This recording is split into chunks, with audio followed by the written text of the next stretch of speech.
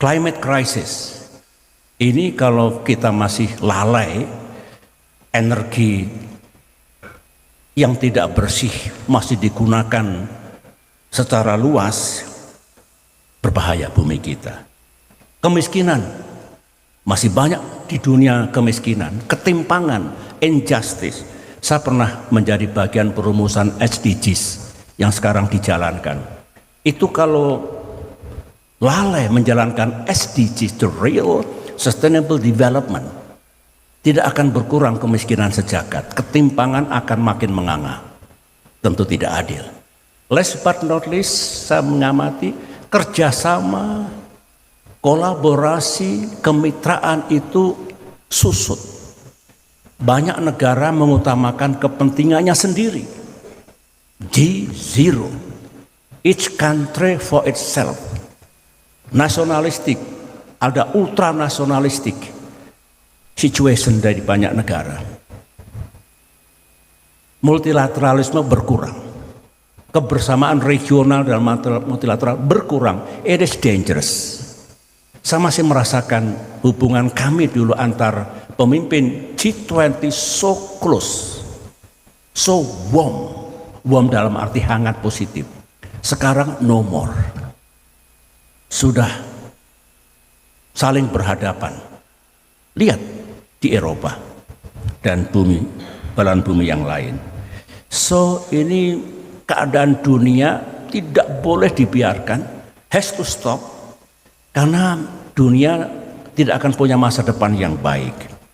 Dan siapapun, saya bukan hanya warga negara Indonesia, saya juga harus mengklaim diri saya sebagai citizens of the world. Jadi punya tanggung jawab bagaimana masa buruk yang akan datang bisa kita cegah.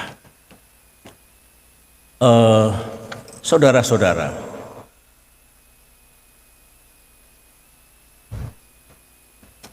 dunia akan selamat kalau semua negara, semua bangsa on board. Para pemimpin dunia punya tanggung jawab and do something. Bagi saya, Profesor Eric, it will be immoral, not only irresponsible, jika ada pemimpin dunia yang tidak percaya adanya climate crisis dan berlomba-lomba untuk memproduksi energi yang tidak ramah lingkungan.